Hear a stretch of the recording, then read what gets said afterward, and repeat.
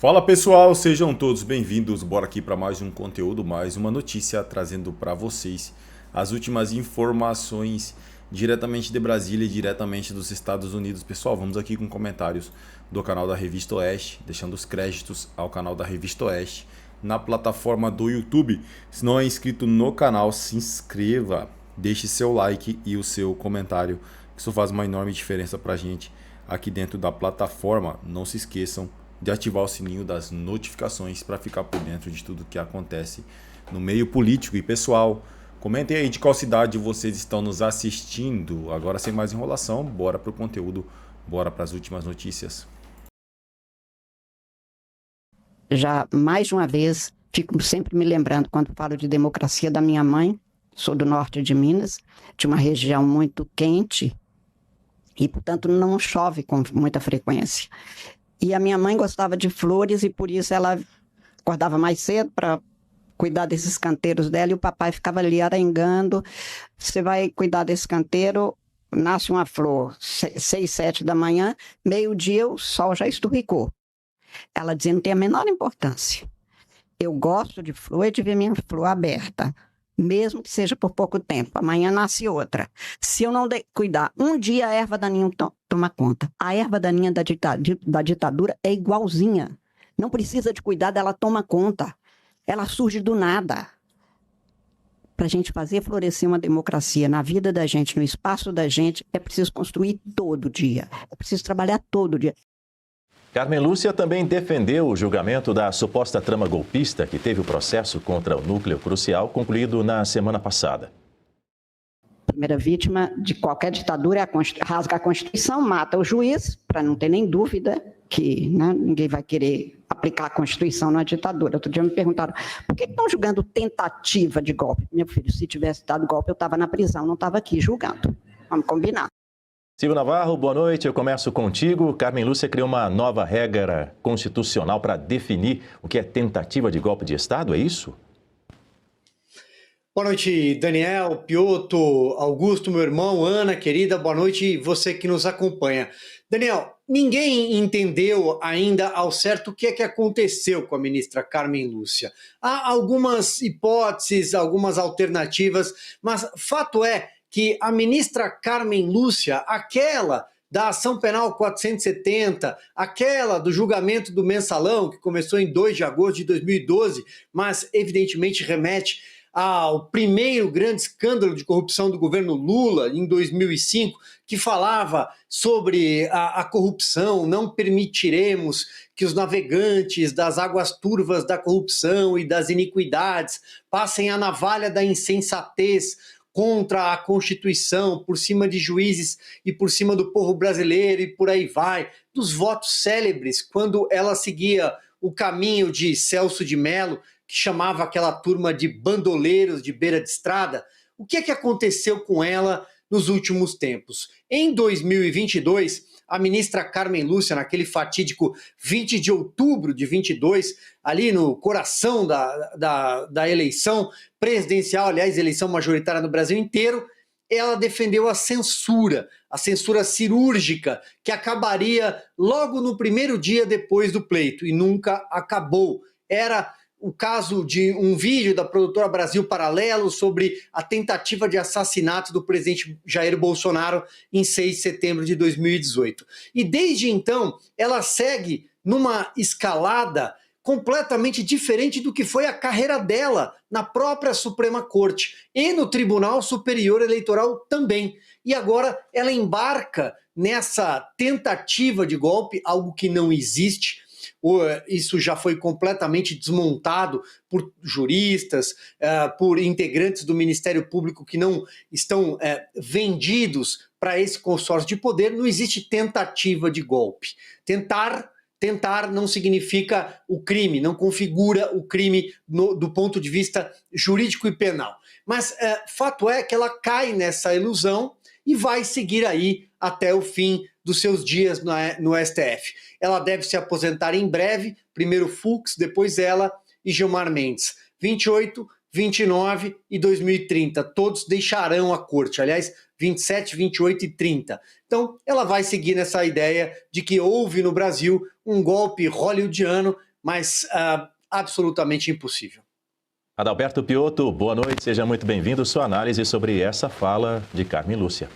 Dani, boa noite Augusto, Ana, Silvia, a todos que nos acompanham. Eu vou reproduzir aqui, Daniel, o enunciado. A ministra afirmou num evento no Rio de Janeiro que a sociedade precisa agir todos os dias para proteger a democracia contra ações autoritárias. Ministra, a sociedade precisa agir todos os dias para proteger a Constituição, sobretudo quando ministros do Supremo que deveriam fazê-lo não o fazem mais. Ainda pior quando uma ministra, especialmente a senhora, vai lá e relativiza uma cláusula pétrea da Constituição, que é justamente a liberdade de expressão e, sim, a vedação, a censura prévia. Tudo isso como princípio fundamental, como os direitos fundamentais escritos na Constituição. Porque ao relativizar direitos constitucionais da Constituição de 88, que o Supremo deve guardar, que os ministros do Supremo devem guardar, aí há um ataque à democracia. Então, eu vou me juntar à senhora. A sociedade precisa agir todos os dias, sim, para proteger a democracia. Mas você protege a democracia protegendo antes a Constituição, porque ela é o conjunto de leis que nos permite, do ponto de vista material e teórico, onde você tem exatamente os princípios e as leis para proteger a democracia, que ela é garantida pela Constituição.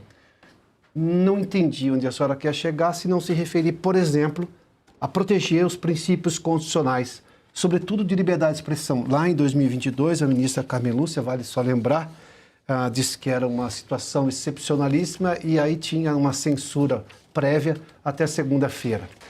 Aliás, se não me engano, a frase dela é: pode ser veneno ou remédio, essa situação excepcionalíssima. Posso afirmar hoje, acho que todos nós, que isso foi um veneno que envenenou a democracia brasileira. Então, sim, ministra, precisamos todo dia proteger a Constituição, inclusive dos que deveriam guardá-la, porque é exatamente a Constituição que nos garante a democracia. Ana Paula Henkel, boa noite, seja muito bem-vinda mais uma vez. E você, como avalia aí a comparação feita pela ministra Carmen Lúcia, que diz que a ditadura, comparando ali a ditadura à erva daninha, e mais, como bem destacou o Adalberto Piotto, a ministra afirmou que a primeira vítima disso tudo é a Constituição.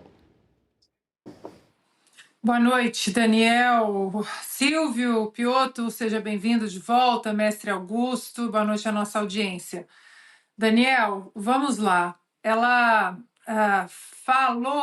falou de erva daninha para cá, erva daninha para lá.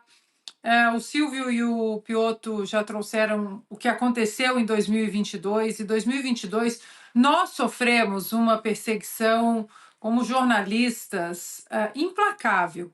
Eu fui tirada do ar ao vivo.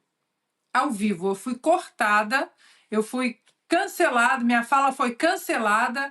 E no grupo dos jornalistas do programa em que estávamos comentando, apresentando os Pingos nos Is da Jovem Pan, Augusto estava lá, nós começamos a perguntar, mas o que pode ser dito? O que não pode ser dito? E ninguém sabia, porque a censura foi instaurada de uma maneira tão assustadora que ninguém sabia. Não pode, tem uma lista que não pode. Descondenado, amigo de ditador, eram três expressões. Mas eu não tinha dito nada daquilo e eu fui tirada do ar.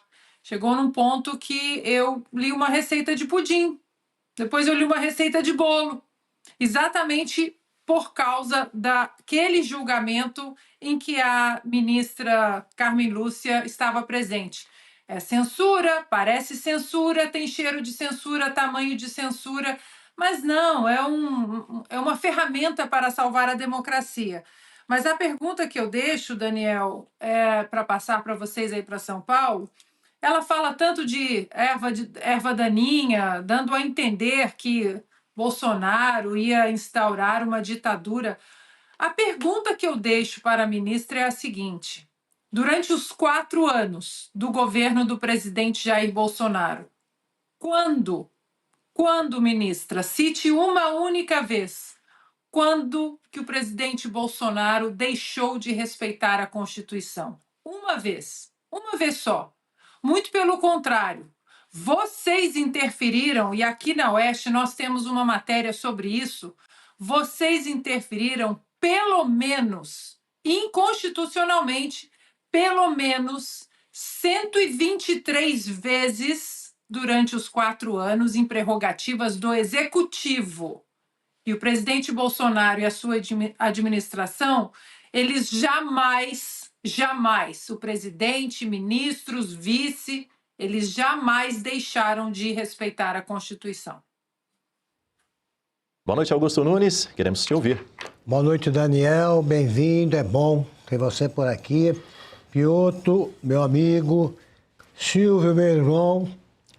Ana, parceira querida. Boa noite a você que nos acompanha. Olha aqui, erva daninha, no momento, a maior que existe, a grande erva daninha, que removida...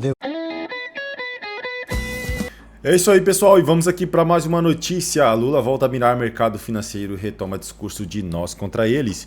Petista volta a defender taxações e a remeter intervenção do governo para reverter questões que envolvem grandes fortunas. O presidente Luiz Inácio Lula da Silva afirmou neste domingo que a nova faixa de isenção do imposto de renda é uma virada contra privilégios de uma pequena elite financeira. A declaração foi feita em pronunciamento em cadeia nacional de rádio e TV com duração de 6 minutos para celebrar a sanção da lei que isenta de ir pessoas com renda mensal de até 5 mil. Segundo o petista, a medida corrige uma distorção histórica. Entre muitos privilégios, talvez o mais vergonhoso seja o de pagar menos imposto de renda do que a classe média e os trabalhadores, quem vive do suor do seu trabalho e constrói de fato a riqueza desse país, paga até 27,5%, já quem vive de renda paga apenas 2,5% em média. Lula afirmou que a compensação fiscal virá da tributação dos chamados super ricos, definidos como pessoas com renda superior a 1 milhão por ano, o equivalente a cerca de 83 mil por mês. A compensação não vira de cortes da educação e na saúde, mas da taxação de super ricos que hoje não pagam nada em quase nada de imposto. A nova política será utilizada como ativo eleitoral em 2026. A proposta foi aprovada por unanimidade na Câmara dos Deputados no 1º de outubro, no Senado em 5 de novembro e sancionada em 26 de novembro. O presidente sustentou o discurso de contraposição social, caracterizando como injusta a diferença de carga tributária entre quem vive do trabalho e quem detém capital. Quem mora em mansão, tem dinheiro no exterior, coleciona carros importados, jatinhos e iates, paga 10 vezes menos do que uma professora e um policial ou uma enfermeira. Isso é inaceitável. Era preciso mudar e nós estamos mudando. O governo já capitaliza politicamente a medida por meio da campanha de comunicação pobre versus ricos. A estratégia terá como alvo, sobretudo, o eleitorado que votou em Jair Bolsonaro em 2022. É isso aí, pessoal. Agradeço a vocês pela companhia e até o próximo conteúdo.